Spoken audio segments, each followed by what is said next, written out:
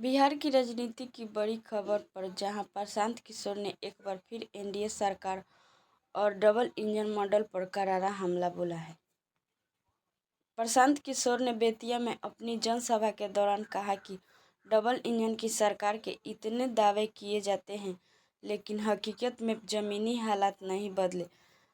बिहार आज भी पिछड़े राज्यों में गिना जाता है। उन्होंने सीधे तौर पर एनडीए सरकार पर सवाल उठाया कि मुफ्त शिक्षा की बात तो की जाती है, लेकिन स्कूलों में शिक्षकों की भारी कमी है। मजबूत कॉलेजों और यूनिवर्सिटी न होने की वजह से युवा बाहर जाने को मजबूर हैं। लाखों बेरोजगार युवा सरकारी नौकरी की तैयारी कर रहे हैं, मगर नियुक्ति और परीक्षा प्रक्रिया बेहद धीमी है।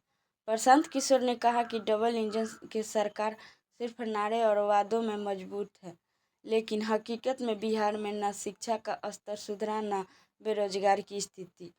अगर सरकार सही होती तो आज बिहार के बच्चे दिल्ली, पंजाब, हरियाणा और महाराष्ट्र पढ़ाई और नौकरी के लिए पलायन नहीं कर रहे होते।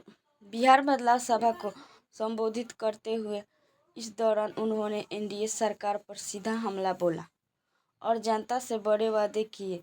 उन्होंने कहा कि दिसंबर 2025 से 60 साल से अधिक उम्र के बुजुर्गों को 2000 पेंशन, 15 साल तक के बच्चों को निजी स्कूलों में मुफ्त शिक्षा और युवाओं को बिहार में ही 10 से 12 हजार रुपये की आमदनी वाला रोजगार उपलब्ध कराया जाएगा। सभा को संबोधित करते हुए प्रशांत किशोर ने कहा कि बिहार डबल इंजन की सरकार के बावजूद हालात नहीं बदले हैं। उन्होंने प्रधानमंत्री नरेंद्र मोदी पर निशाना साधते हुए कहा कि बिहार से वोट लेकर और देश भर का पैसा लेकर वे अपने राज्य गुजरात में फैक्ट्रियां लगा रहे हैं, जबकि बिहार के बच्चे उन्हीं फैक्ट्रियों में मजदूरी करने को मजबूर हैं। उन्होंने कहा कि लोग नेताओं के चेहरे देखकर वोट दे रहे हैं, लेकिन उनके अपने बच्चे की हालत खराब है। उन्होंने तंज कसते हुए कहा कि लोग मोदी से 56 इंच के सीने के लिए वोट देते हैं, लेकिन उनके अपने बच्चों का सीना 15 इंच का हो गया है। शरीर पर सूती कपड़ा और पैरों में चप्पल तक नहीं है। प्रशांत किशोर ने लालू प्रसाद यादव का उदाहरण देते हुए कहा कि लालू अपने बेटे को राजा बनाने की चिंता करते हैं, जबकि बिहार के आम लोगों के पढ़े लिखे बच्चों को नौकरी तक नहीं मिल रही है। बिहार का साक्षरता दर आज भी राष्ट्रीय औसत से नीचे है। ग्रामीण इलाकों में 12वीं तक की पढ़ाई पूरी करनी भी एक बड़ी चुनौती है। लाखों ग्रेजुएट और पोस्ट ग्रेजुएट युवा सरकारी नौकरी की भर्ती सालों तक अटकी रहती है।